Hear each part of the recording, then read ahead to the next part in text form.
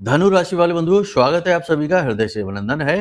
धनु राशि Bhind YouTube channel में। तो धनु राशि वालों, जरा ध्यान से सुनिए। आने वाले 3 से 5 दिन आपके जीवन में बहुत बड़े संकट, बहुत बड़ा खतरा लेकर आ रहे हैं। और ये हम आपको डरा नहीं रहे हैं, ये आपके लिए एक चेतावनी है, एक अलार्म है। जैसे खतरे का अलार्म होता है, वैसे ही आज का यह कार्यक्रम आपको आने वाले खतरे और मुसीबतों से बचाने का कार्य करेगा। जब खतरा बताएंगे तभी तो बताएंगे कि खतरे से कैसे बचना है। अगर आपको केवल मीठी मीठी बातें ही बताएंगे तो खतरा आपको बहुत परेशान कर सकता है। कब आकर कब आपको तहस नहस कर देगा, आपको पता भी नहीं चलेगा। तो सच्चा ज्ञान आपको बता रहे हैं, आने वाले 3 से 5 दिनों में आपके ऊपर घात होगा। 3 तरह से आपके ऊपर धोखा किया जाएगा। आपको छल और कपट का सामना करना होगा। सावधानी से कार्यक्रम को देखना है, क्योंकि बंधु बहुत सारे लोग ऐसे हैं जो हमसे कुंडली आकलन कराते हैं, हमसे मीटिंग करते हैं, चर्चाएं करते हैं, तो उस समय पर ये कहते हैं कि गुरुजी, हमारी अपनी सगी बहन ही हमारे ऊपर टोना टोटका करवा रही है, हमारा भाई ही करवा रहा है, हमारे रिश्ते में एक हैं, बुजुर्ग हैं लेकिन तांत्रिक टाइप के हैं और हमारे ऊपर तंत्र मंत्र करवा रहे हैं। तो कहने का मतलब ये है कि यहाँ आप ये मत समझ लेना कि जो लोग आपसे मीठी मीठी बातें कर रहे हैं, आपसे प्रेम आलाप कर रहे हैं, वे सारे व्यक्ति आपके हितैषी हैं, आपके लिए शुभ ही चाहते हैं। नहीं, बिल्कुल मत सोचना ये, क्योंकि अपनों में ही सबसे बड़े शत्रु छिपे रहते हैं। और यह आज से नहीं, रामायण कालीन कहानी से आपको स्पष्ट तौर पर पता है। महाभारत रामायण की कहानियां स्पष्ट तौर पर यह बताती हैं कि सबसे बड़े जान के दुश्मन अपने ही बन जाते हैं। किसी भी पेड़ के कटने का किस्सा ना होता यदि कुल्हाड़ी के पीछे पेड़ का ही एक हिस्सा ना होता। तो इसलिए हम आपसे कह रहे हैं कि सावधान रहिएगा। 3 जगह से आपके ऊपर खतरा आने वाला है। मान हानि और स्वास्थ्य हानि और धन हानि, 3 तरीके की हानियां होंगी। कार्यक्रम बेहद महत्वपूर्ण है, एक चेतावनी है खतरे से बचाने के लिए, ना कि डराने के लिए। नेगेटिवली इन बातों को न समझना। लेकिन एक बात यह भी बता दें कि केवल नकारात्मक ही नहीं है, आने वाले 3 से 5 दिनों में कुछ अच्छी बातें भी हो रही हैं, उनकी भी चर्चा करेंगे। दोनों ही तरीके की चर्चा होगी, लेकिन सबसे महत्वपूर्ण यह रहेगा कि मुसीबतों से बचा कैसे जाए।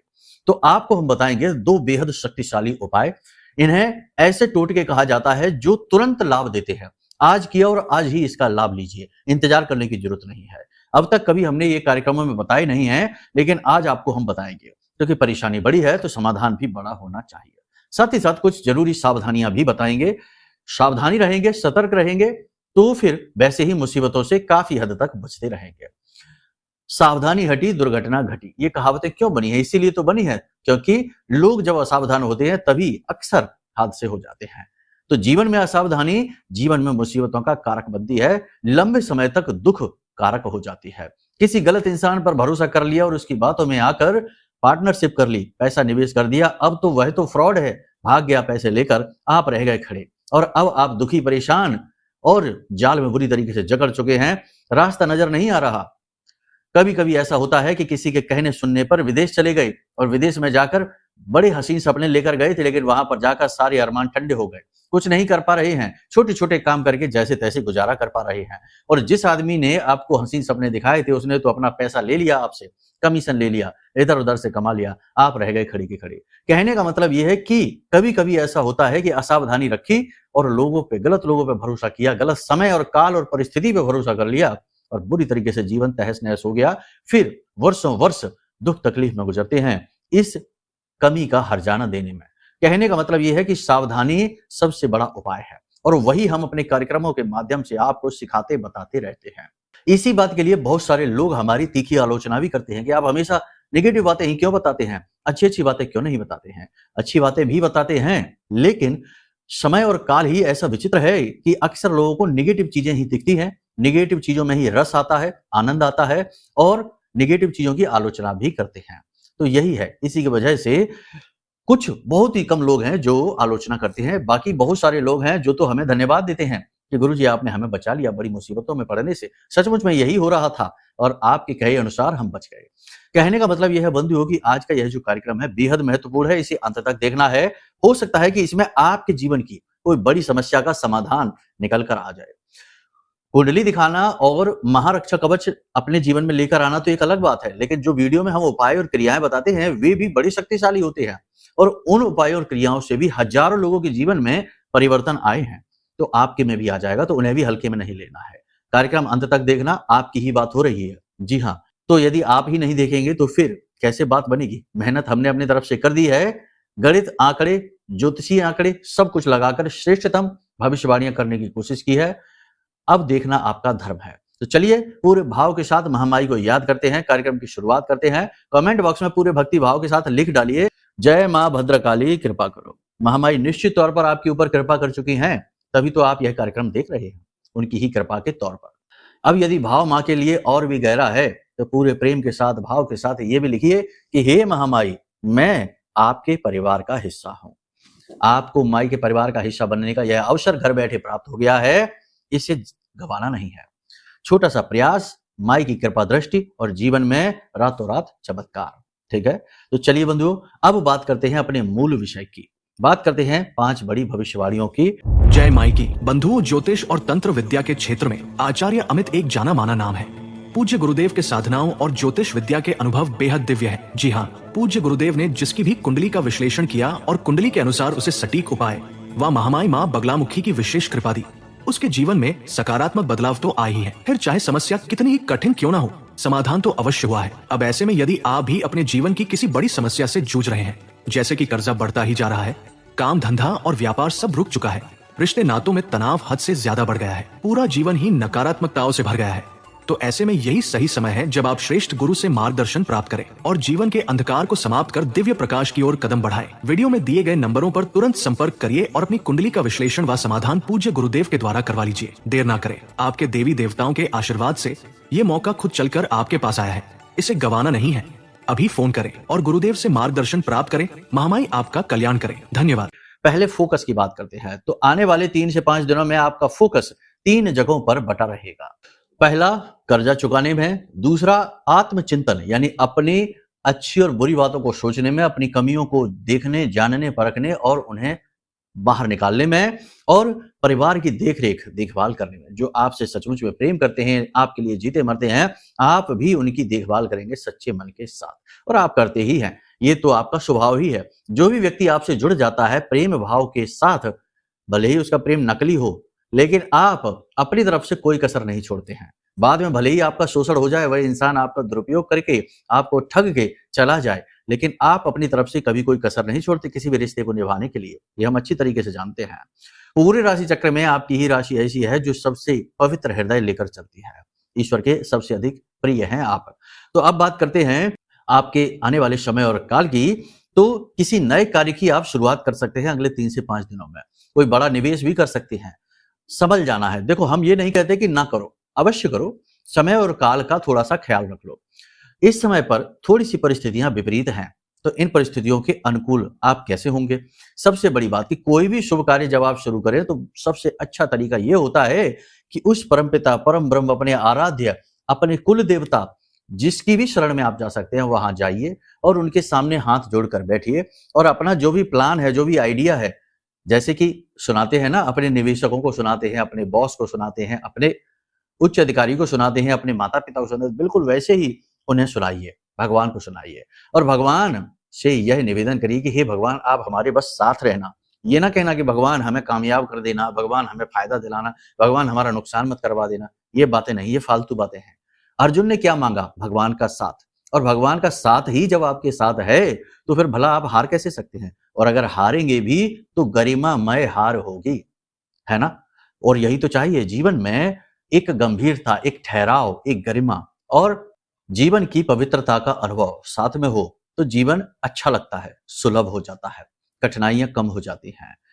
भगवान का साथ होने का एहसास ही बहुत बड़ा एहसास होता है।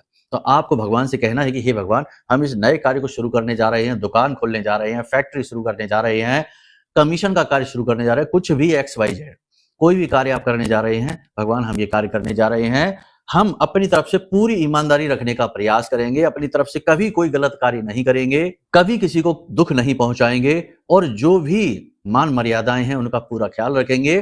फिर भी जो भूल चूक हो उसे एक मूर्ख बालक समझ के मुझे माफ कर देना और भगवान से कहना कि आप हमारे साथ रहना। बस इस तरह से प्रेम पूर्ण, भावपूर्ण निवेदन करके और थोड़ी सी दक्षिणा प्रसाद के रूप में भगवान को समर्पित कर देना। अब कुछ मूर्ख यहाँ पर ये कहेंगे कि भगवान को पैसे की क्या जरूरत है? भगवान को पैसे की कोई जरूरत नहीं है, भगवान को आपकी निवेदन की भी कोई जरूरत नहीं है। भगवान अपने आप में पूर्ण है, लेकिन उन्हीं की वस्तु उन्हीं को समर्पित करना, यही तो भाव है। तो बस यही है, भाव महत्वपूर्ण है, ठीक है ना, कुतर्क नहीं। कुतर्क ने ही समाज को, जीवन को बर्बाद कर रखा है। बुद्धि इतनी है नहीं कि तर्क कर सकें, तो कुतर्क करके ही जीत लेते हैं, क्योंकि कुतर्कियों के आगे तो बड़े बड़े बुद्धिमान भी मौन हो जाते हैं। तो यही तो समस्या हो चुकी है। तो आपको ये चीजें मन में नहीं लानी है, ठीक है। शुद्ध मन के साथ में ये कार्य करिए और देखिए फिर कैसे आपको दिन दूनी रात चौगनी तरक्की मिलेगी। अरे जब भगवान का साथ आपने ले लिया है, भाव आपके हृदय में जाग चुका है, तो आपकी जीवन में असफलता आएगी ही नहीं, और आएगी भी तो गरिमामय असफलता आएगी, आपको तोड़ने के लिए नहीं और मजबूत करने के लिए आएगी। याद रखना, ये कोई उपदेश नहीं है, ये जीवन की हकीकत है, सच्चाई है। प्राचीन भारत की परंपरा है, हिंदू और सनातनी परंपरा है। यहाँ हर वक्त भगवान को साथ रहने की मांग की जाती है, भगवान से चीजें नहीं मांगी जाती। इतना तो पुरुषार्थ आपके अंदर, सबके अंदर होना ही चाहिए कि चीजें तो हम खुद ही समेट लेंगे, बस आप प्रभु हमारे साथ बने रहिए। यही है हमारी विचारधारा, सनातनी विचारधारा, इसे अपने मन में जगा कर रखिए, ठीक है। और देखिए कैसे भगवान आपको हाथ पकड़ कर लेकर जाते हैं जीत की ओर, विजय की ओर। घर की सजावट और सुख सुविधाओं पर आप खर्चा कर सकते हैं, थोड़ा सा सोच समझ कर खर्चा करना, फिजूल खर्ची नहीं करना। रुके हुए कार्यों में गति आ जाएगी। कोई विवाद है, कोई समस्या है, अटकी हुई है, उसमें गति आएगी, काम आपके बनने लगेंगे। लेकिन एक्साइटमेंट नहीं होना है। जो भी चीजें हो रही हैं, बन रही हैं, अच्छी हो रही हैं, उनके विषय में लोगों को यूं ही प्रलाप न करने लगना, अनर्गल बातें न करने लगना, सेकी न बघारने लगना, जोश में आकर, एक्साइटमेंट में आकर लोगों को दिल की बात ना बताने लगना, वरना फिर से ब्रेक लग जाएंगे, ठीक है। आपको नजर बहुत जल्दी लग जाती है, क्योंकि आपसे चिढ़ने वालों की कोई कमी नहीं। चिढ़ने का मतलब ये नहीं होता है कि किसी के पास बहुत पैसा हो, बहुत सुंदर हो, बहुत अच्छे वस्त्र पहनते हो, इसकी वजह से चिढ़ता है कोई इंसान, ये तो एक अलग ही विषय है। लेकिन सिर्फ आपके तरीकों से, आपके बोलने के तरीकों से, आपकी समझदारी से, आपके तर्कों से भी लोग चिढ़ सकते हैं, आपके बात करने के लहजे से भी लोग चिढ़ सकते हैं। आप कभी रोते नहीं हैं, बिलखते नहीं हैं, हमेशा मुस्कुराते रहते हैं, इस बात से भी लोग चिढ़ सकते हैं। इसीलिए आपसे चिढ़ने वालों की कोई कमी नहीं है। तो जो भी कुछ अच्छा हो तो उस वक्त तुरंत मौन हो जाइए, अपने मुख को बंद कर लीजिए, एक शब्द भी नहीं बोलना है, ठीक है। अचानक से कहीं से धन लाभ हो सकता है, पैसे की आवक के योग हैं, पैसा आपके जीवन में जरूर आएगा, बस उसका सदुपयोग कर लेना, दबा कर रखना, संभाल कर रखना। आने वाले समय में आपको इसकी बहुत अधिक आवश्यकता रहने वाली है।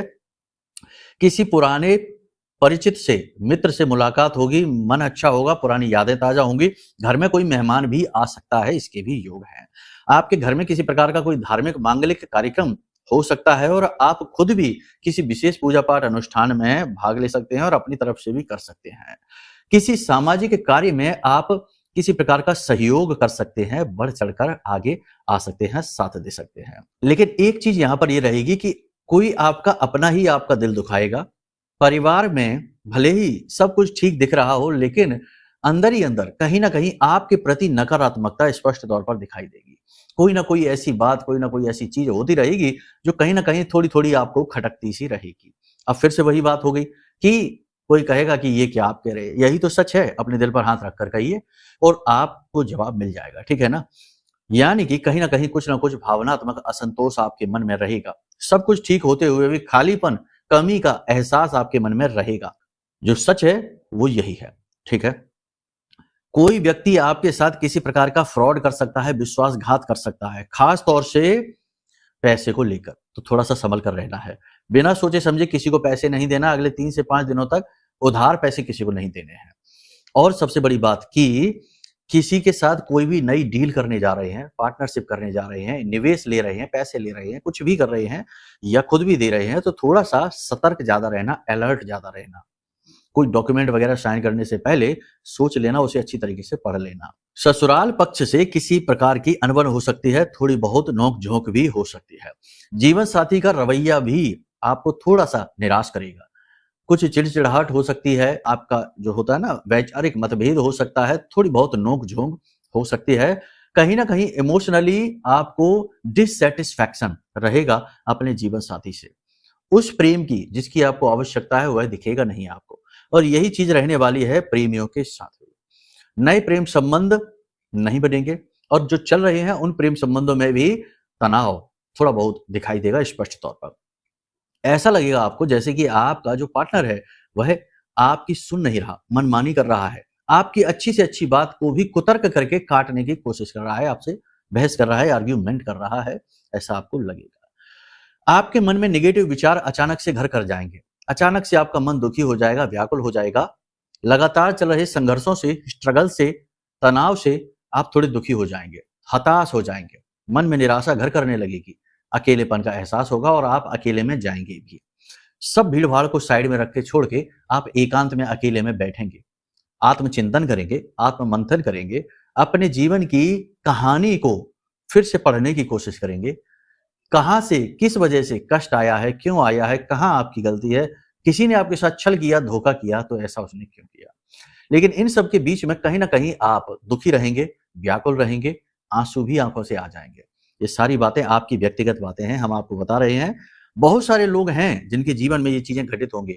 हो सकता है कि बहुत सारे लोगों के जीवन में ये चीज घटित ना हो, और हो भी तो बहुत ज्यादा बुरी स्थिति से घटित हो। देखो, ऐसा है कि जो हम आपको बता रहे हैं वो आज की ग्रह की स्थितियां हैं, लेकिन आपके जीवन की परिस्थिति हो सकता है कि थोड़ी बहुत इससे अलग भी हो, या आप लंबे समय से किसी एक ही चीज से जूझते चले आ रहे हैं। पहले ठीक स्थिति थी, अब एकदम से स्थिति खराब हो गई है, तंगी बहुत हो गई, पैसे की परेशानी बहुत बढ़ गई है। यानी कहने का मतलब यह है कि किसी एक ऐसी समस्या से आप जूझ रहे हैं जिससे छुटकारा आपको नहीं मिल पा रहा है। तो इसका कारण यह है कि कुंडली में कोई पाप ग्रह योग बना है। कुंडली में तो ऐसे ऐसे योग बने होते हैं जिसमें कि किसी और के कर्मों की सजा आपको मिलेगी। आपके परिवार में कोई एक ऐसा व्यक्ति होगा जो बहुत सारा जुआ खेल देगा, बहुत बड़ा बिजनेस कोई कर देगा और लॉस हो जाएगा, और फिर कर्जा ले लेगा। अब आपको भी कर्जा लेकर उसका कर्जा चुकाना पड़ेगा। अब आपने तो कुछ नहीं किया, जो किया उसने किया, लेकिन सजा आपको मिल रही है। संसाधन आपके कम हो गए, घर में तनाव आपके हो गया, स्ट्रेस आपके लिए आ गया, तो दूसरे के कर्मों की सजा खुद भुगतनी पड़ती है। ऐसे ऐसे भी योग होते हैं। तो आप समझ लीजिए, रोग कारक योग होते हैं जो जीवन में रोगी बनाकर रखते हैं। कोई एक रोग ऐसा हो गया जिससे पीछा ही नहीं छूटता, खूब दवाई करवा ली तब भी नहीं, या कर्जा कारक, तो कोई योग होते हैं। तो इसके लिए सबसे अच्छा उपाय यह है कि अपनी कुंडली आकलन करा लो। कुंडली आकलन कराने से क्या होता है कि आपके जो योग हैं, नेगेटिव योग है, जो पाप ग्रह योग हैं, जिन्होंने जीवन को नष्ट कर रखा है, उनके बारे में पता लग जाता है। और उपायों के माध्यम से, प्रायश्चित कर्म कहते हैं उपायों को, इन प्रायश्चित कर्मों के माध्यम से इन योगों से छुटकारा प्राप्त हो जाता है।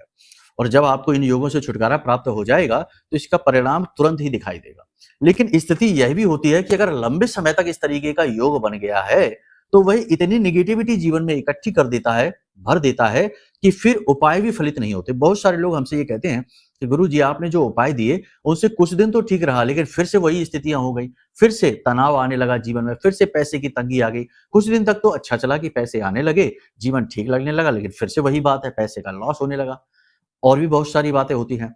तो वो इसलिए हो रहा है क्योंकि लंबे समय तक एक ही स्थिति में, परिस्थिति में रहने की वजह से नेगेटिविटी जरूरत से ज्यादा जीवन में बढ़ गई। ठीक वैसे ही जैसे लंबे समय तक शरीर अगर रोगी रह जाता है तो शरीर में फिर रोग भले चला जाए लेकिन कमजोरी तो ठहर ही जाती है। तो अब इस निगेटिविटी को हटाने के लिए सबसे बड़ा उपाय है माई का सिद्ध महारक्षा कवच। यह महारक्षा कवच हमने बनाया ही इस स्थिति के लिए है कि जो लंबे समय से जहां तक एक ही समस्या से पीड़ित चले आ रहे हैं, दुख भोग रहे हैं, बिना किसी बात के परेशानियों में उलझे हुए हैं, ऐसे लोगों के जीवन से निगेटिविटी को, नकारात्मकता को तुरंत हटा दिया जाए।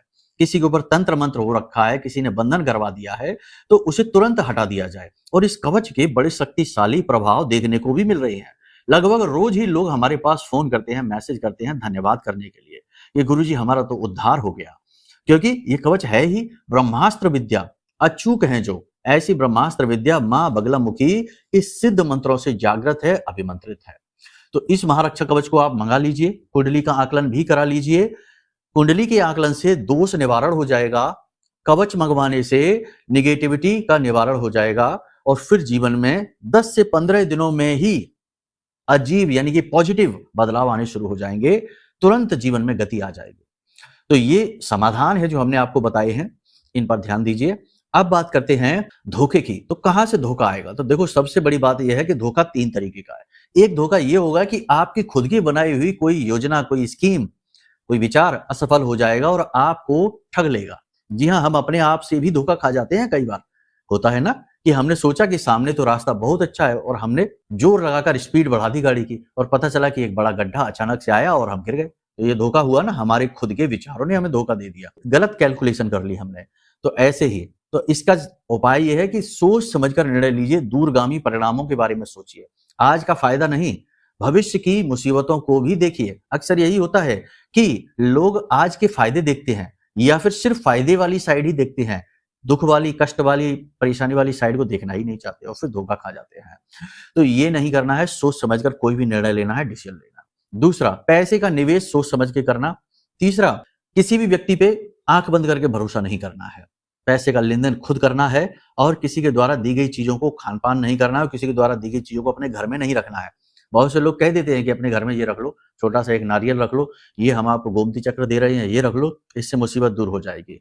कोई भी चीज घर में किसी के द्वारा दी गई नहीं रखना है, ठीक है। बस इन चीजों का आप अपने जीवन में प्रयोग करिए और देखिए कि आप कैसे मुसीबतों से बचते हैं। बाकी सारी बातें हमने आपको बता दी हैं।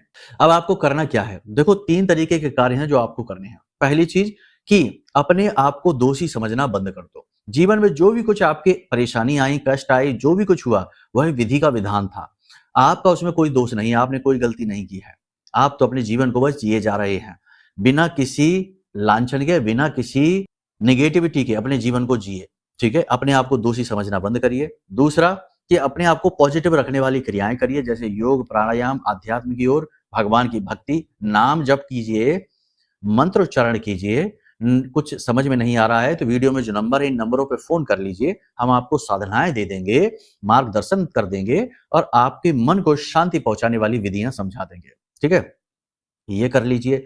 तीसरा ये कि अपनी स्वास्थ्य, अपनी सेहत का भी ख्याल रखिए, क्योंकि इस संसार से आपको जोड़ने वाली कड़ी आपका शरीर ही है। आप खुद सोचो कि अगर शरीर का विनाश हो जाए तो आपका इस संसार से नामो निशान मिट गया। आप हैं कौन? कोई नहीं जानता। आप तो एक हवा हैं। तो कहने का मतलब ये है कि अपने शरीर को भी इग्नोर मत करिए, इसका ख्याल रखिए, इसे पालिए, इसका ध्यान रखिए, क्योंकि ये शरीर ही आपको इस संसार से जोड़ता है। तो इसको इग्नोर नहीं करना, इसकी अपेक्षा नहीं करनी है, ठीक है। बस इन चीजों का आप ध्यान रखिए, अपने आप को समझाइए, अपने गुरु स्वयं बनिए। अब बात करते हैं उपायों की। तो यहाँ पर 2 उपाय आपको बता रहे हैं, ध्यान से सुनिए। पहला उपाय तो ये है कि आपके घर में अगर केले का पौधा है या आसपास कहीं है, तो केले की जड़ में थोड़ा सा कच्चा दूध, उसमें थोड़ा सा कुछ मीठा, मिश्री या शहद वगैरह मिला लेना, उसे आप चढ़ाना शुरू करिए। यह बहुत ज्यादा जरूरी है।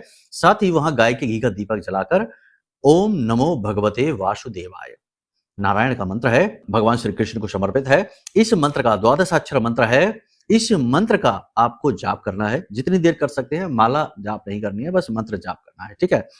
दूसरा उपाय यह है कि एक कटोरी लेनी है, उसमें थोड़ा सा शहद लेना है और उसमें काले तिल डालने हैं और इस कटोरी शहद युक्त काले तिल को भगवान शिव के यानी शिवलिंग पर समर्पित करना है, हाथों से मल देना है, उसके बाद जल चढ़ाकर अभिषेक कर देना है।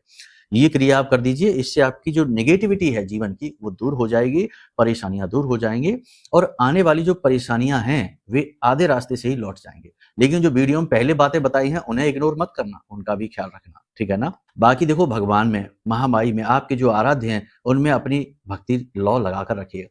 खास तौर से अपने इष्ट देव में। देखो, इष्ट देव वो होते हैं जो आपने पिछले जन्म में भी उनकी पूजा पाठ की थी, वही आपके इष्ट देव हैं। हो सकता है कि इस समय और काल पर आप दुनिया की चकाचौंध में, भाग दौड़ में आप भूल चुके हैं कि आपके इष्ट देव कौन हैं। आप अपनी अंतरात्मा की आवाज को सुन नहीं पा रहे हैं। वैसे तो वो आपसे संपर्क करने की कोशिश करेंगे, लेकिन आप शायद समझ नहीं पा रहे उनके इशारों और संकेतों को, क्योंकि भगवान की भाषा तो सांकेतिक है। मन विचलित है तो संकेतों को कैसे समझे? तो ये भी कुंडली आकलन के माध्यम से हम बता देते हैं कि आपके इष्ट देव कौन है, जिनकी आपने पिछले जन्म में भी साधना की थी। तो उनकी इष्ट देव की प्रति मन में भाव रखिए, उनकी विशेष पूजा पाठ साधनाएं प्रारंभ कर दीजिए, आपका उद्धार हो जाएगा। उनके प्रति आपका जो दायित्व है वह पूर्ण होना शुरू हो जाएगा, ठीक है। बाकी पूरी तरीके से आध्यात्मिक रहिए, मन को शुद्ध रखिए, यही आपके लिए हमारी सलाह है। तो चलिए बंधु, उम्मीद करते हैं सारी बातें आपने समझ ली हैं, जीवन में उतारेंगे और अपना उद्धार स्वयं कर पाएंगे। बाकी माता रानी तो है ही आपका, हमारा, सबका उद्धार करने के लिए ही। कोई भी प्रश्न यदि पूछना है तो नंबर वीडियो में है, इन नंबरों पर फोन करिए। कवच मंगाना है, कुंडली आकलन कराना है, सारी सेवाएं आपको हम करने के लिए तैयार हैं और समर्थवान हैं माई की कृपा और आदेश से, ठीक है। तो चलिए बंधु, वाणी को यहीं विराम देते हैं। प्रेम के साथ सच्चे मन से बोलिए जय माई की, जय मां बगलामुखी। हमारे प्रिय और परम पूज्य आचार्य जी ने अपनी साधनाओं के अनुभवों पर आधारित शक्तिशाली उपाय और क्रियाओं के माध्यम से हजारों लोगों के जीवन को पूरी तरह से बदला है। आचार्य जी के द्वारा बताया गया हर एक उपाय इतना सटीक और कारगर होता है कि जो भी इसे पूरे भाव के साथ कर लेता है उसे साक्षात महामाई की कृपा और आशीर्वाद प्राप्त हो जाती है। इसलिए निसंकोच इन उपायों को पूरे भाव के साथ करिए, आपका कल्याण होगा। जय माई की।